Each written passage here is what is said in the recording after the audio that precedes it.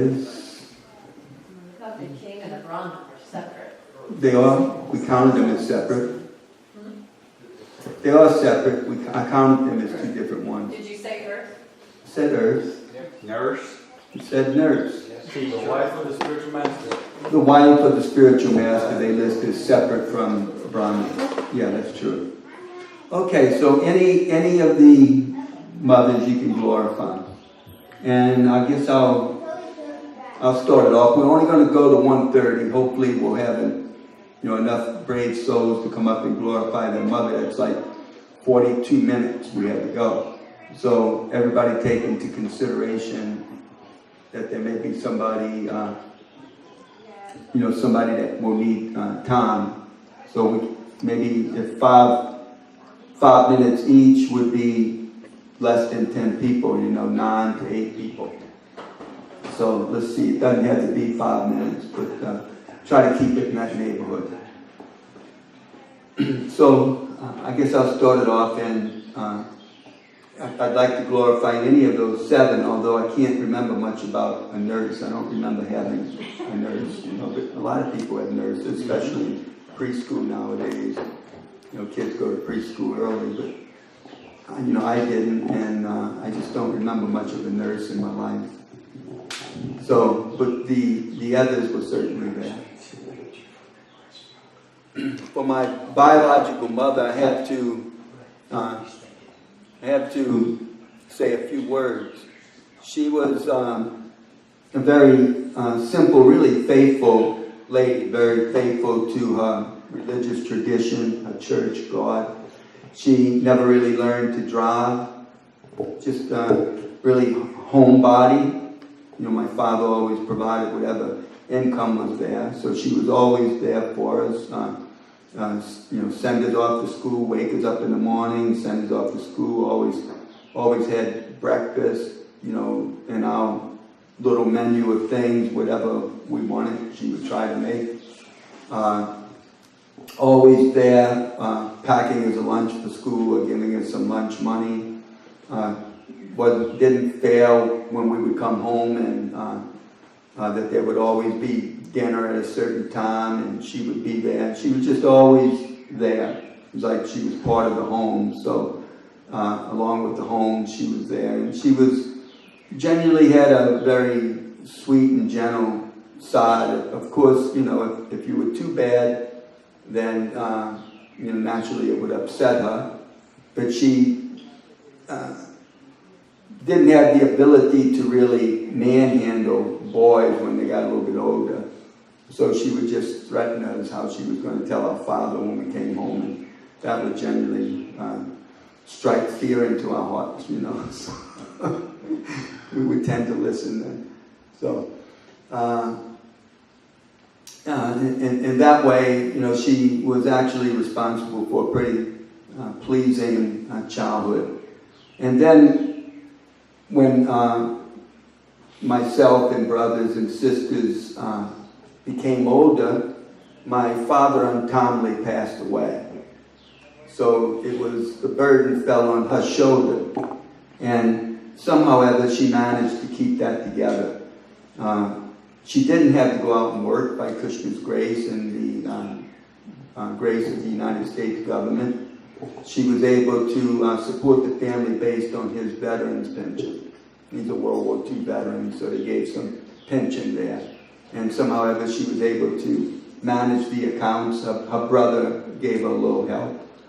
Her brother would always help my father file his income taxes every year. So he would help, with different financial things. Somehow or other, there was always enough money in the household that, we could eat well. We always got a few new types of school clothes, usually a pair of shoes and a couple of pants and a couple of shirts every school year, and something that you like to wear during the summer. We could always play recreational sports. There was always time for playing, even though, at least in my case, the grades may not have been the best. She didn't tie me down to do homework and stuff like that, which I didn't really care for. I just was a person more involved in action rather than in studying. I didn't generally care much for studying, except when I was like forced to for various reasons. But when it came to doing things, that was my joy. And so, I could always go out every day and play sandlot ball or play with this recreational team or this school team. And, know that she would be there and that I could make up a story and tell her why I had a problem with this test or that test. And as I got older, I could make up a story why I was late coming home or this or that. And she would always believe me, So I took advantage of that, unfortunately. And, to her credit, somehow or other, she was, tolerant enough. If I got into a jam for some reason or another, my mother would go out on a limb and help me. She would sing or cry how I was actually a good boy or person. And somehow or other, because of her genuine sincerity, whomever it may be, the principal, the school teacher, maybe even the judge, they would somehow ever, give me another chance. And so life was like that. And then when I became college age and left home, she didn't try to rope me in and say, you got to take some responsibility here. You're the oldest son, you got to help out. But she let me go about my life, this good old American individualism. We certainly, we wasn't the poorest family, nor were we the richest family. By a long shot, we wasn't the richest family. But, but she didn't pressure me to anything. She allowed me to, go to college, live somewhere else. Even though, I was in New Orleans, I wasn't outside of New Orleans area. That's where I'm from. And then when I decided to join the Hare Krishna temple, same thing. She never tried to persuade me to do something else. She was always there to lend an ear. I certainly knew what her point of view was. She preferred me to be something Catholic because that was our faith. But she tolerated it to the extent that she would even come to my initiation ceremony because she didn't drive. I didn't have to go pick her up. She would get some other neighborhood ladies and they would all come together. And although they didn't really share, our faith, so to speak, and I would think about, oh my God, what are they going to think when they come to the temple and they see Lord Jagannath? But she just wouldn't pay attention to those things. She would try to see the good that was there. And I always thought it was a little bit naive. But, to her credit, she was always, later on I came to respect that she was just a really good, faithful lady who, was trying her best in life and managed to keep it together, even up to the end. And when she had a difficult time living at home, trying to take care of my youngest brother who had so many health issues, and eventually had to go live with my sister, and then spent the last 2 weeks of her life here. So I guess I've said my piece, and I can turn the floor over to somebody else. I'm sorry it took more than 5 minutes there. But I had to do the introduction and all too. So somebody else, some brave soul, come on up.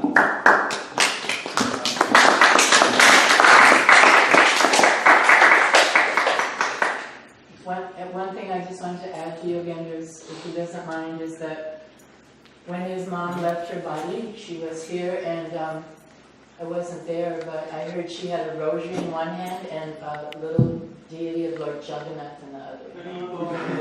I don't know if that's true, but she did have Maharani on one side, and she had a picture that always hung in our house of Christ, the Sacred Heart for those Catholic people that understand that. It has this heart that's protruding out of the body.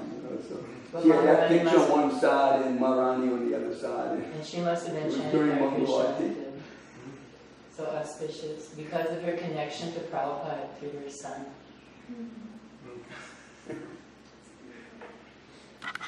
Baruch Ki Jai.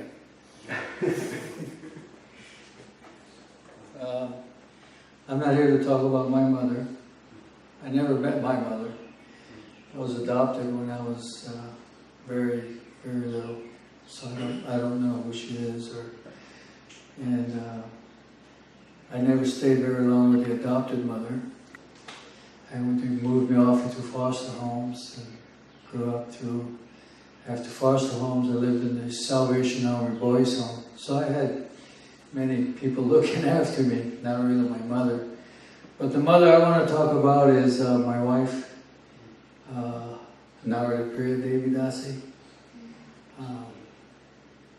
She's, as Yogini was talking about, his mother, very loyal, chaste, never ever had a time when she ever separated or caused a lot of trouble in the family. And she raised like twin sons, a daughter, and one other son. And she was very much dedicated to with connection to her children. And even now she's still very concerned about her sons and her daughters. And she always makes sure that, if they're home, that, they have something to eat. And I couldn't do all the services that I did in my history in the movement. I've done many, like at the Dallas Temple, I had a partner, Jita Vrata, and we did like hundreds and thousands of dollars of work at the Dallas Temple. And just recently in LA, their pujar room was like over $200,000. In Denver, their pujar room was like over, was about $100,000 project. So I wouldn't have been able to do all these projects if she wasn't there. So she's almost like a mother to me also. She makes sure my laundry, I got clean pants to get out. I mean, every day she washes my clothes and I get clean clothes to go out, clean shirt. She washes all my sweaty clothes. And make sure that I have, breakfast, lunch. And like even now, she's at home and I'm on a special diet, so instead of being here at the feast and sitting down with everybody, she's at home making me a special diet. So I have to, how they say, hats off. Hats off to Narada Priya, an incredible mother who has, she homeschooled her sons. She fed them every day, and she always cooked everything organic, whole fresh cow's milk their whole lives. Everything was always cooked in ghee. And now she's especially becoming expert in making all kinds of different recipes. She's Mother Tidit in LA, who was a good cook, gave her a book full of recipes from Mother Palika, I believe, who used to cook for Srila Prabhupada. And she has all these recipes. And now that Shesha's here staying, she's, still, cooking and giving facility. And she's also very learned. I think she studies Shastra, 3-4 times a day. Reads, every time she makes an offering to the deity, she reads at least a page of Krishna book or Bhagavatam, Chaitanya Charitamrita, all day. She's never missed chanting 16 rounds. She's never missed Mangal Arti until she's come here. I think the last couple of days she was saying she needs the extra rest. So, like that, glorious devotee. She'll probably take me back to Godhead. They say the husband is supposed to take the wife back to Godhead, but I think she'll take me back to Godhead. So Narada Priya ki jai. Jai.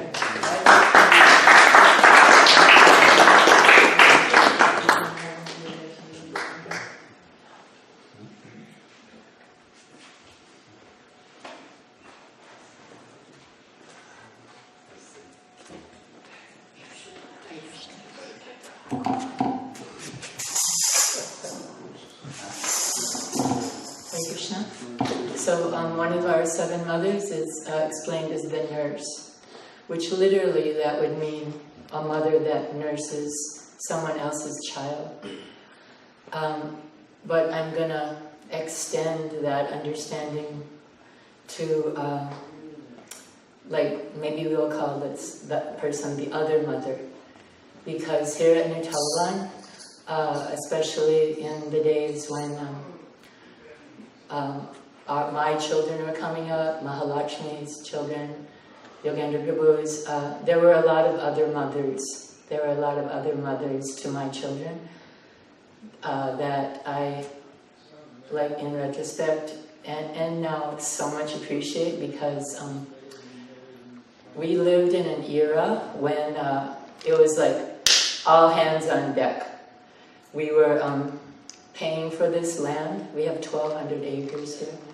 We were paying for this land by performing some austerities, collecting donations, selling paintings, candles, whatever we were doing, so that we could secure New Talavana for Srila Prabhupada.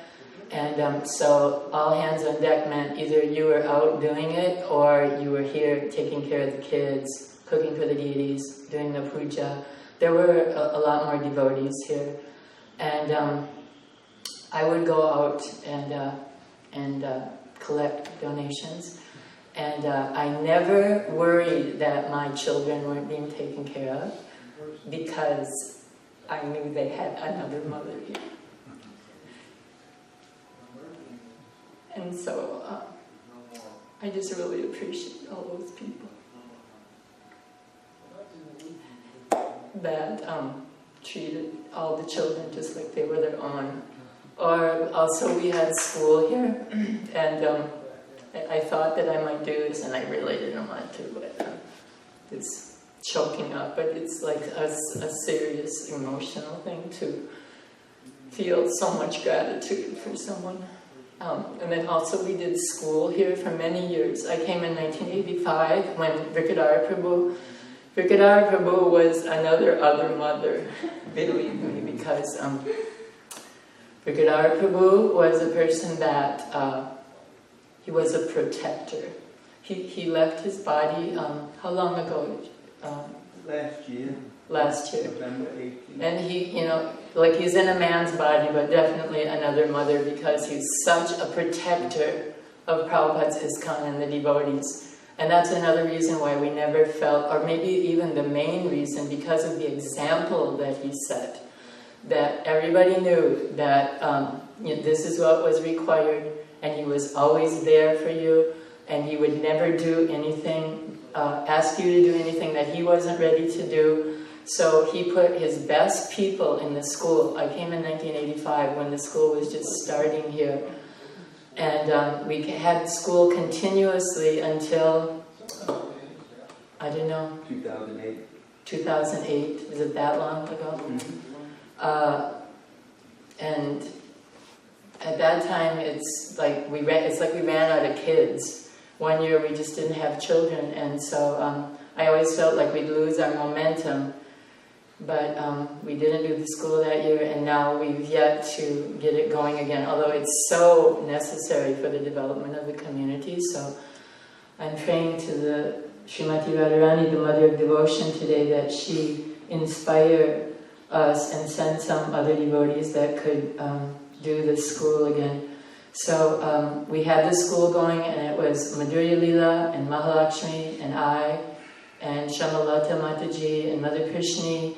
It was a lot of mothers that, I guess that was the next phase. Initially it was Mother Devyani, Kaivalya, Mother Shikati, so many people that Vikadara Prabhu put there that were like really people that, again, that you could trust and you could depend on, and that were capable, that you knew that they were going to take care of your children. So there was that phase, and then there was the next phase that still continued.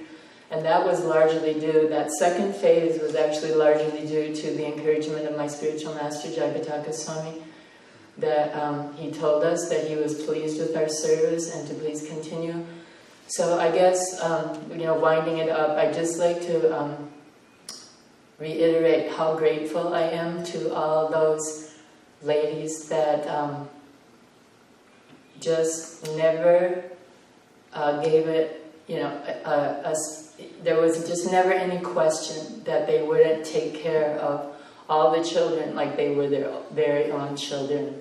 And I think that might be a little rare, that kind of a commitment. Devotees are so rare, and to have that understanding that Prabhupada's given us, that these are, every soul is special, every soul is a candidate for Lord Chaitanya's mercy, and that these children were especially entrusted to us, and continue to be entrusted to us, so that we can love and care for them and help them to become Krishna conscious and go back to the lotus feet of the divine couple, Shri Shri Radharada Kanta. So thank you, Srila Prabhupada. Thank you, Vaishnavas. New Talavana ki.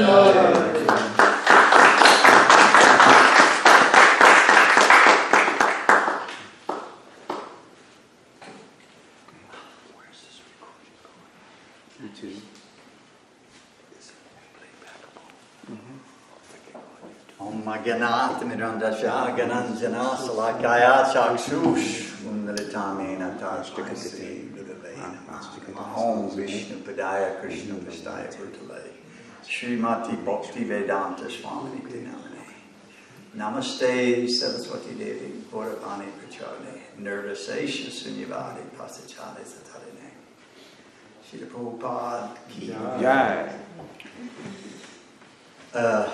First, the mundane side, a little funny story. To be honest with you, I knew my wife's mother much more intimately in devotional service than I did my birth mother. And Mahalakshmi's brother, he was one of these, really, I guess the word would be like... Needy. Huh? Needy. He was needy. Yes, needy. But on the other hand, he was like preaching heavy, like brahmachari, like I know it all and I'm going to tell you what. And so he would write her letters and kind of be condescending to her in a way. And so he once talked to her and he said, I don't really need you. I have 7 mothers. You're just one mother. And she said, well, the next time you need damn money, you write one of those mothers.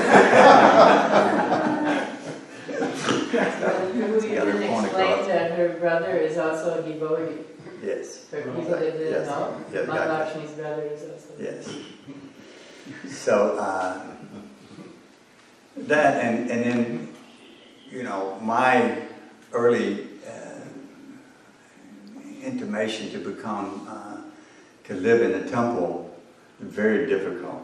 It was very difficult. In those days, you were in or out. There was no come and visit, And it was difficult because I didn't live too far away, and I had this whole attachment.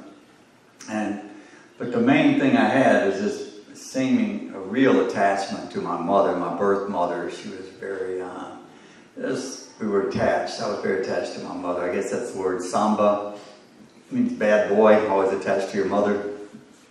I was very attached to my mother. So I remember at some point having to make a decision whether I was going to just continue to surrender to Krishna and stay in the temple or go and take care of my mother. And so she was begging me to come home, crying, please come, please come. It was very difficult. And I read in the Chaitanya Charitamrita, in Prabhupada, Teachings of Lord Chaitanya, the condensed version of Chaitanya Charitamrita that Srila Prabhupada wrote. And in there, he explains that 10 generations of your family, front and back, become liberated if you become a pure devotee.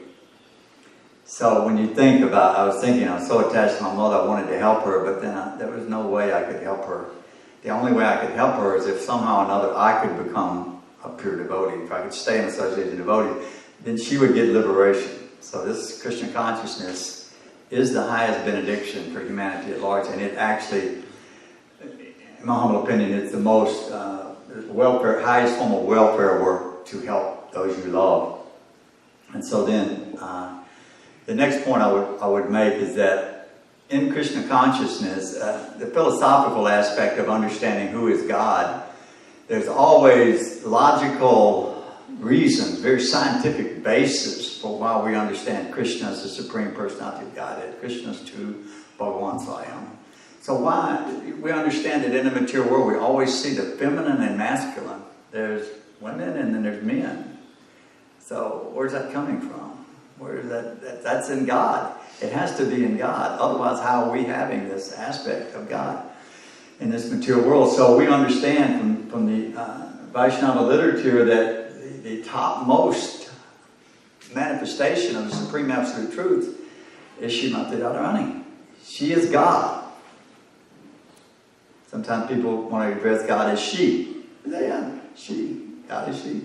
I heard one devotee ask Prabhupada, is Radharani, is she like a type of incarnate? Prabhupada said, she is God. Fully. So we understand there's a feminine and there's a masculine aspect of the Supreme Absolute Truth. And one time I was in the woods and I had all these ladies surrounding me, and in the herbal world, people are very much a little bit liberated in the feminine movement, so I was the only male-bodied person there. And so I was a tree, and they had me surrounded.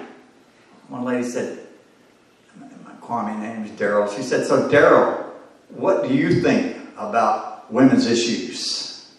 It's like, you know how difficult that can be, very treacherous ground.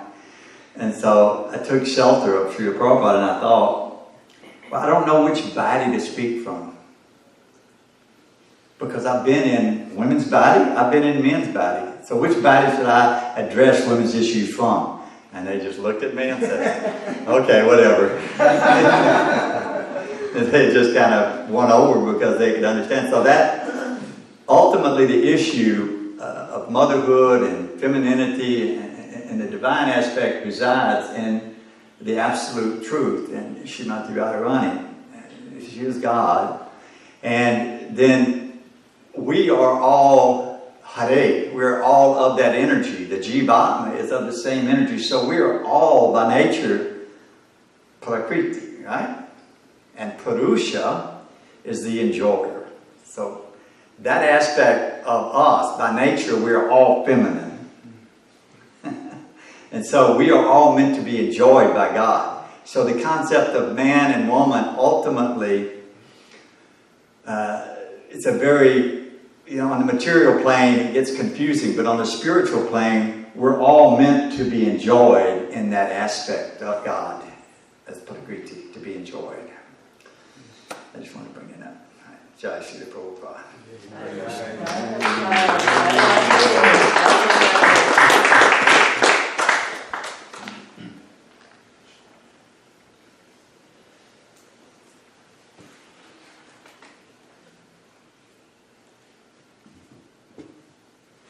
Hare Krishna.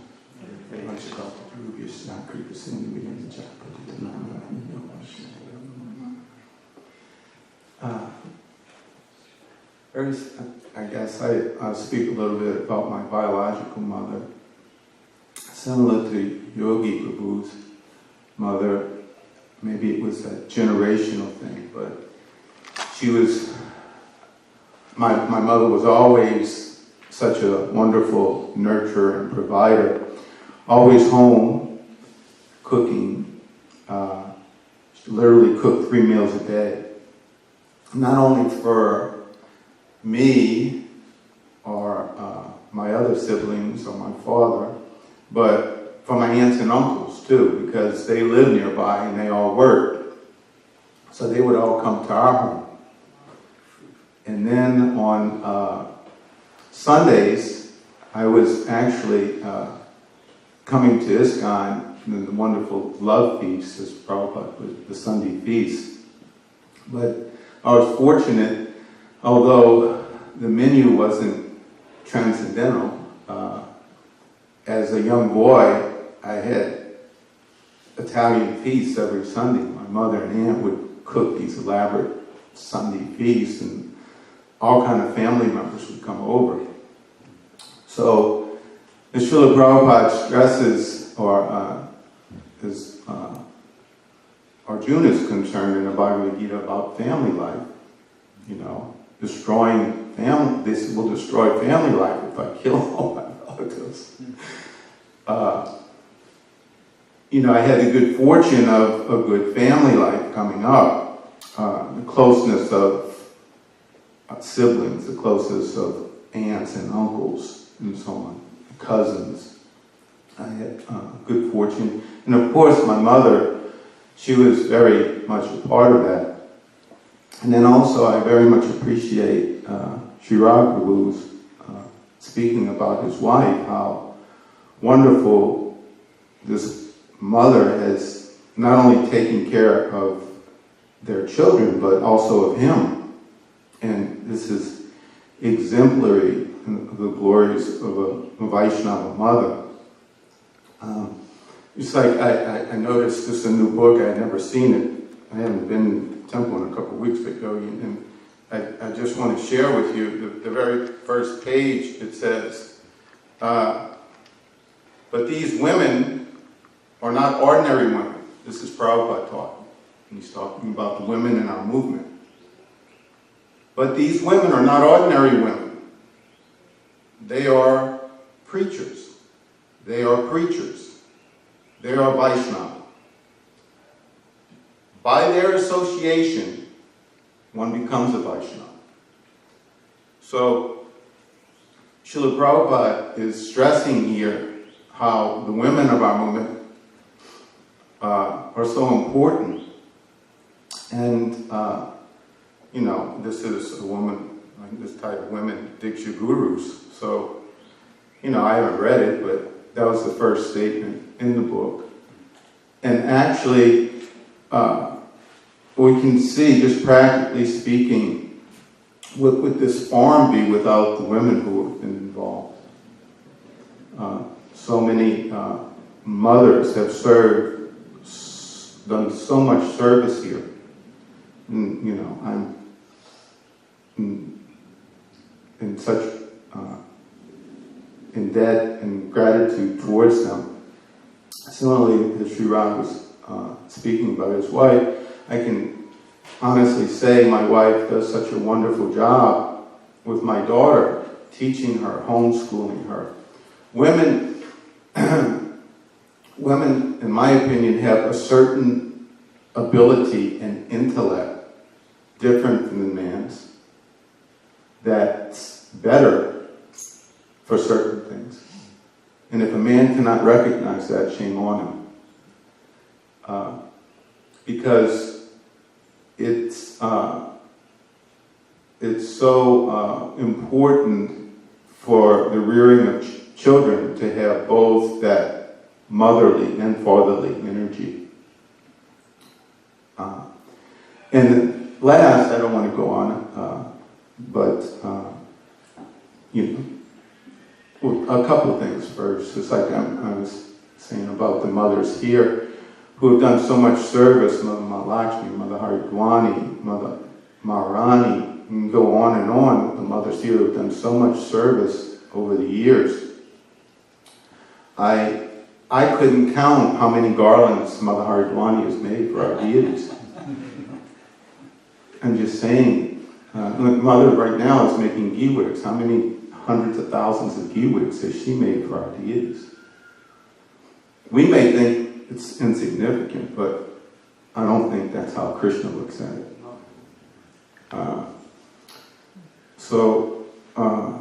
Right now, Mother Maharani's probably in the kitchen. How many Sunday feasts has she cooked? So, we couldn't make it without them. That's a fact. And the last thing I'll share with you, and many of you may know this story, is the story of another wonderful mother in our movement, Mother Malati. And this is a story that shows how perseverant and how much love the women in the early days of our movement had for Srila Prabhupada.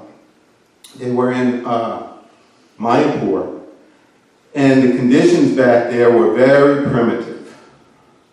I mean, it was an austerity to be living in Mayapur then. You can imagine, and her responsibility was cooking for Srila Prabhupada. So she describes that every day she had to go to the temple treasurer and, practically speaking, fight with him to get Lakshmi, to cook, to buy vegetables, to cook for Srila Prabhupada. So the money was so tight, and the treasurer was, of course, also following Srila Prabhupada's instructions and so on and so forth. But every day she describes this endeavor she had to go through to cook Srila Prabhupada's lunch. So it had gotten, and this, at the same time, she had an infant. So everything she did, she had to simultaneously take care of her baby. So she describes this situation she was in, and she had just had it. And she had resolved in her mind, I'm going to go to Srila Prabhupada, I'm just going to tell Srila Prabhupada I can't do this service anymore. I just can't do it. Because every day she would describe, she would go to the temple treasurer to fight with him for Lakshmi. And she'd have to go down to the Ganga. First she had to take a rickshaw home, I believe. She had to fight with him over the amount of money to take the rickshaw to the Ganga. And then she'd have to take the boat across the river. She had to fight with the people in the market to get the vegetables at the right price and so on. And she had to fight with the boat while to get back over and the rickshaw while again, and then she'd have to start cooking. She was going through this every day, simultaneously taking care of her little baby. She had had it. So in her mind, she said, I'm going to go tell Srila Prabhupada. And she started feeling some ease because she was thinking, okay, Prabhupada will make it all right. So she was going to go tell him, and then Prabhupada said, oh, Malati, today my godbrothers are coming. Make more prasad. So which could she do? So then she went through the same process again, the whole process, fighting with everybody. She goes, she cooks Prabhupada's lunch, and then she goes to bring it to him. And when she goes, she said it was just like something out of Lord Chaitanya's pastimes. All the godbrothers are lined up, the dandas and everything, Prabhupada's at the end. So she didn't know what to do. She puts her sari over her head, where no one can even see her face. And she crawls into the room, bringing the prasadam to Srila Prabhupada. And then she crawls out. So, as she's doing this, she pays obeisances and she gets up to leave. And then she hears Srila Prabhupada say, he says, this is my disciple, Malati.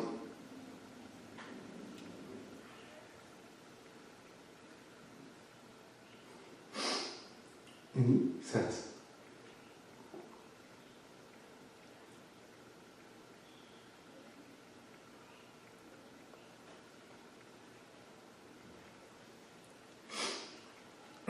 he says, she would cut her throat for me. Wow. And he said, I would do the same for her. So, this is one example of the mothers in our movement. And so, I just wanted to share that with you. Thank you so much. Hare Krishna.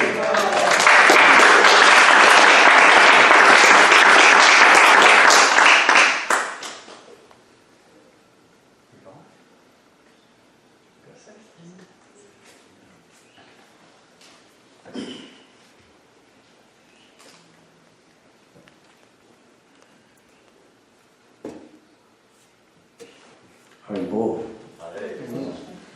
So there's a couple mothers in my life.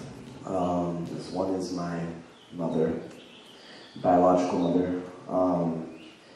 Sometimes you get the feeling about certain people that you've known them for multiple lives.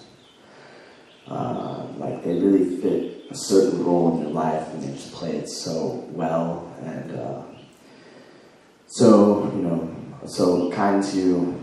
And in more than just a material sense, I feel like my mother has been one of the best things for my spiritual path. She isn't Krishna conscious per se, but she's been the person my entire life who's been there to listen to whatever kind of crazy concoctions I come up with in my mind about my spiritual life. And and it was no different when I came across Krishna consciousness and started talking to my family about it. My mother was there to hear everything and, happy for me and proud of me. And I do get a sense that she's been my mother life after life, and I think that that's a rare thing. I think that it's harbored, like it's fostered a sensitivity in me that I don't think I would have unless I was that close to a big feminine influence in my life. Like many people in my generation, my parents are divorced, and my mother was very much the person who kept the household together. My brother and I, who were not easy to deal with. we were pretty crazy, and there was a lot of shenanigans. But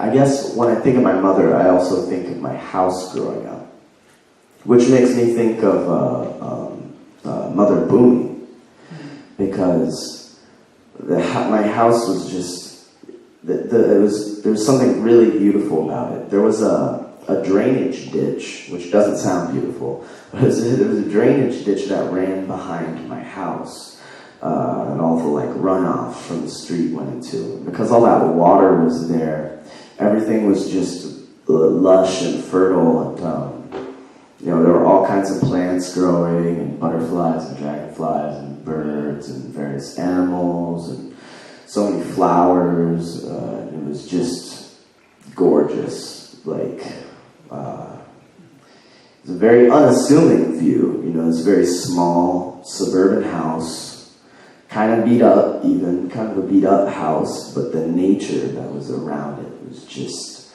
stunning. And I could just sit on a chair in my backyard and watch it, listen to the birds sing. There was something so healing about that, because I was a very distraught teen, especially. I had a lot of sort of psychological issues that was playing out, and I could just sit there and, similarly to how my mother would be there for me, let me, discuss whatever I was going through, Mother Boomy would be there for me. Mother Earth, just, showering me with the beautiful side of the material world.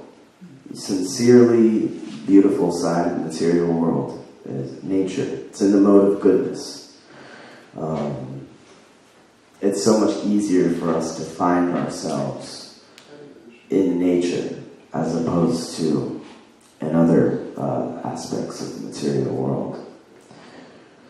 So I think one quality of the divine feminine that we recognize in ISKCON is endless mercy and Krishna will also fight to protect that endless mercy. And when he comes as avatars that are responsible for destruction, like when Krishna came to basically kill everyone in the Battle of Kurukshetra, it was to lighten the burden of the world so that Mother Earth can survive better.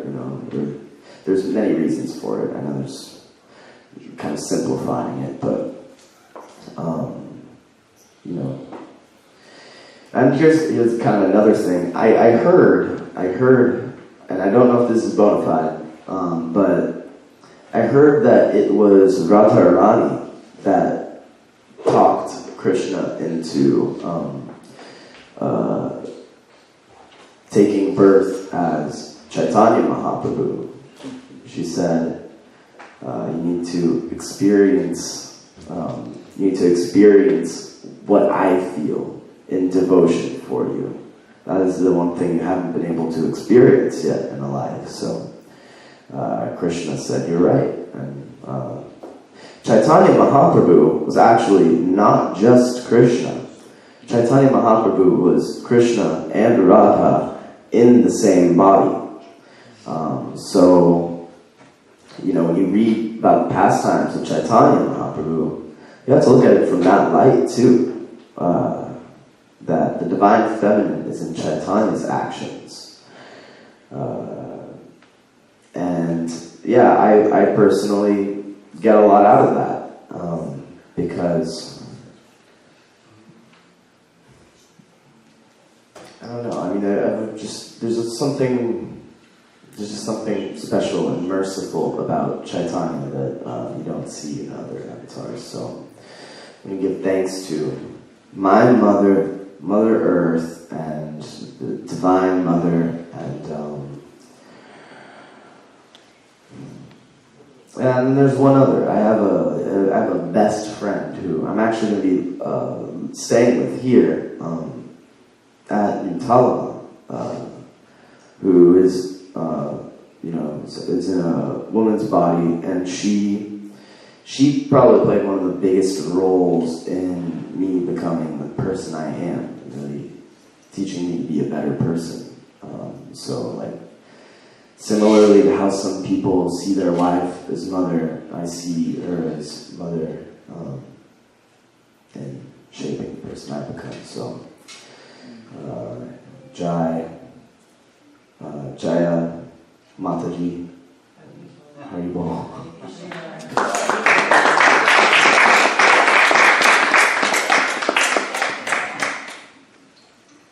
Mahalakshmi, why don't you talk about the cows? You're so involved with the cows these days, processing their milk, and you've been here so long. It seems like if we don't talk about the cows, then we'll be remiss. Maybe you should talk about the cows. You can put your 2 cents in. All right.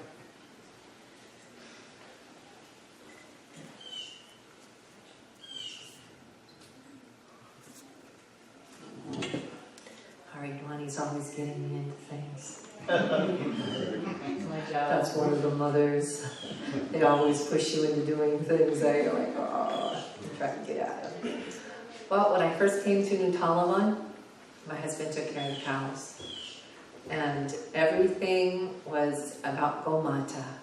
She was the center of our life. My husband would come to the temple in his dhoti, and he'd go down and milk the cows in his dhoti, and he'd come back with cow dung, stained dhotis. And at the time, no washing machine, no dryers, you just wash it all by hand, hang it out. So he was a sight. But he took care of the cows, fencing in our property to make sure that the cows were protected. So many times before they got the perimeter fence up, the cows would get loose and they would go into the neighbor's garden and eat their gardens, and they'd be calling us up, we're going to kill your cow, we're going to sue you, So they fenced in the perimeter of our farm, and so now the cows are nicely protected in that way. We actually had these cows. They were Brahman bulls and cows, and they were big. They were really big. They were the cows that jumped over the moon. One time I was over here, and I saw this cow studying the fence. And then all of a sudden, she reared back on her back legs, and she jumped over the fence, and she landed on her front legs, took a few steps, and lowered her behind down.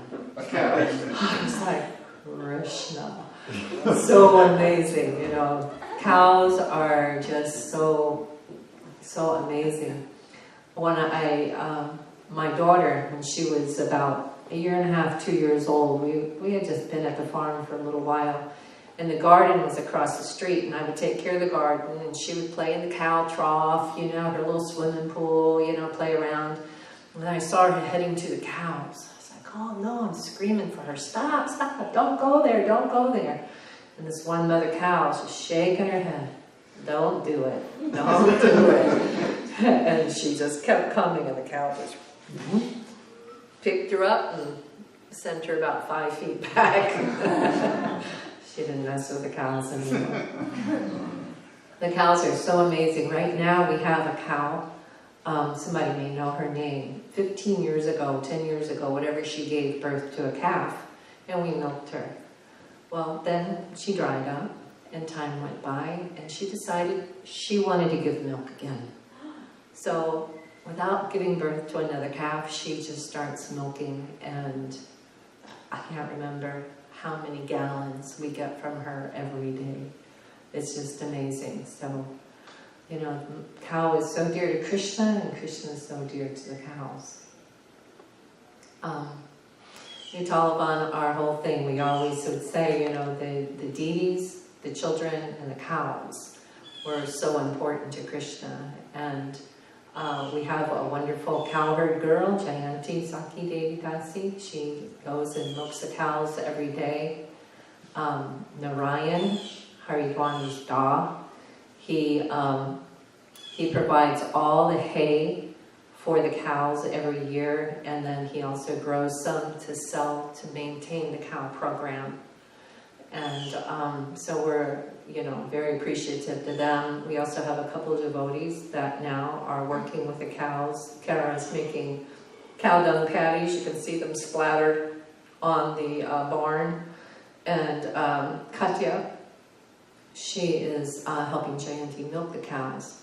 And so from the cows, we get these buckets, 5-gallon buckets. Sometimes I go into the kitchen, there's 15 gallons of milk in the refrigerator.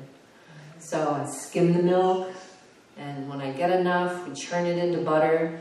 We use it for the cookies and the cakes and the sweets, and then whatever's left over, we turn into ghee for the deities. And from the milk, we also make paneer or curd. We make different sweets like burfi, sweet rice, sandesh, kheer, rasgullas, so many different milk sweets. It's so important to have the society based around the cows, because the cows, they give us so much milk, yogurt, all these different things, you know, just from eating grass. You know, you milk the cow, you take care of her, you love her, and she just gives you so much milk. And then some of the girls, Katya and Kara, they're walking the cows now, some of the young bulls, to get them used to the idea of people, and hopefully in the future be able to train them to work the property. So is there anyone else that wants to say something about the cow? Maybe mention the cow fest. Oh, there you go. Every October, the first weekend in October, we have a cow fest.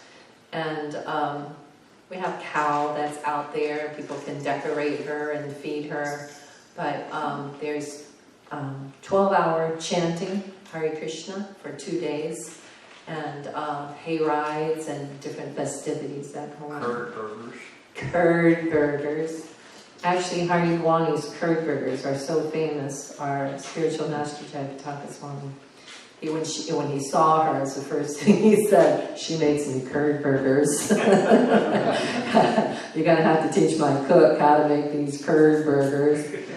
So she couldn't do it this year because he had just had some extensive health issues, and his cooks and the people working close to him had to be very careful, wearing masks and things, so having shots and stuff. So she didn't go through that, but she told the devotee how to make the sauce and make the curry burger. And did he make the bread? Oh, a Russian Mataji made the bread, actually. And so they made it, and then we had a little darshan with him, and he said, "It's not as good as yours." And so Mother Hari Gwani's curd burgers are definitely world famous. I think that's why they probably have them in Mayapur now. Probably Guru Maharaj told them to start making curd burgers. So anyway, New Talavana's famous for her curd burgers and her cows. Sugarcane juice, and then we have dancing, Bharatanatyam dancing. It's a 2-day festival, right? Mm-hmm. Yeah, a little bit into Friday too. Cook with cow dung patties. Right. So, Yeah, oh yeah, that's right. That's a big thing, is that they do a traditional oven or stove that they dig in the ground, and then they make like a mound where they cook, and they use cow dung. It's supposed to be first class for cooking, and it just burns. I don't know if you've ever heard of Agnihotra. It's a fire sacrifice that you do to the sun god, and you use cow dung. Yes, Prabhu. There's one more thing about the cow worth mentioning. Is the cow's milk. There's one purport in the 3rd canto of Srimad Bhagavatam where Prabhupada writes that cow's milk is the only food that develops the fine tissues of the human brain by which one can understand the intricacies of transcendental life. Haribol. That's one of the most important things. They've even shown in Ashners that the only 2 foods that contain all the nutrition the body needs is milk and sweet potato. Milk and sweet potatoes. Everything. There's actually preparations that you cook the sweet potato and milk together. Oh, really? Can I order a gallon right now? I need a break. Yeah, sure you can. Yes, Prabhu. I'd like to mention that the flavor of the milk is absolutely outstanding. It's incredible. We have No such, comparison to bottled milk. and we have such good grass. There's a special kind of grass that we grow here at New Talavana for our cows. Horses have to have a real high quality grass, and so that's basically what we grow too for our cows. So they're fed very nicely. Lord Chaitanya said, simply by taking care of the cows in my previous life, in this lifetime I have taken birth as a Brahmin. Actually, I heard one devotee was having some difficulty in his Krishna consciousness, and so they were complaining to Srila Prabhupada. He doesn't do anything. He doesn't chant. He doesn't come to the temple. He doesn't this. He doesn't that. He's just a bum. You know, all he wants to do is take care of the cows. And Srila Prabhupada said, the cows will bring him back home, right to God. Jai. Hare Krishna. Thank you all so much for coming and honoring the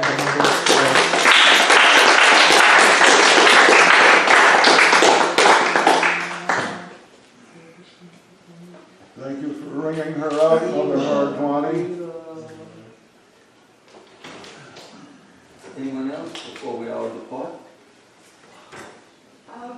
I'd just like to say something for Gokula, because she's not here. Since I put everybody in this awkward position, I should be able to say something. I'll get it out.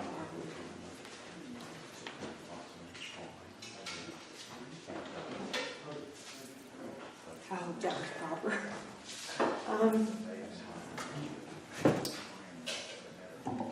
Gokula. Gokula told me this story just before I came over. Well, he's told me many times. But his mother was a very, very devout Catholic and even had a rosary circle in her home. And of course, and she said the reason why Gokula turned out so badly, he's the only one that doesn't live in the vicinity of, well, she's passed away now, but the only one that got away was the black sheep,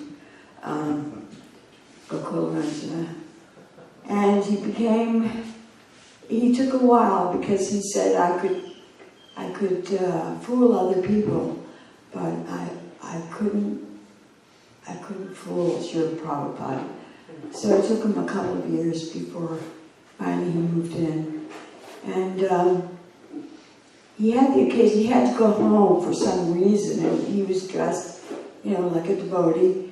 And God, I'm losing my brain, I really am. Oh, Krishna, help me. His mother, thank you. His mother had always hoped that one of her sons, and she had 1, 2, 3 sons, and she hoped that one of them would become the first American Pope. And such as the Irish are in.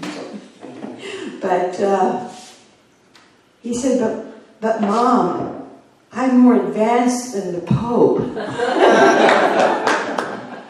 So it could have killed her right then and there. And his father ran to the door. I think he came to get some money that he had tucked away somewhere in the house. And his father ran out to the door, like came to bar the door. I don't know where that comes from, but and he says, "You're not leaving this house dressed like that." And he said, "I'm going through that door if I have to go through you." And he doesn't remember much after that. Just a little bit from my own mother. She was born in Ireland, and eventually her mother died when she was 5. So our relationship was really great, and then it was really bad, and especially when I was coming around to the devotees. I mean, I was having a nervous breakdown, something I'd studied for since I was 4 is over at 30, And Krishna was there, I came in distress. I probably still come in distress, and I'm pretty useless around here. But, and my mother would often call me an ungrateful wretch, but I hope that at the end of it all, and I did a, what do you call it, the Shraddha for her, and I hope she'll come to understand that everything was okay. She had a very miserable leaving this earth. We've destroyed the family in this country, maybe all the way around the world. Because of the car, you can go where you want, wherever there's a job.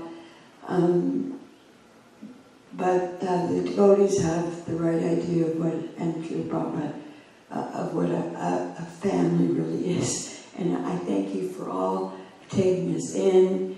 I know we're not easy, but thank you, and I love you all. Thank you, thank you.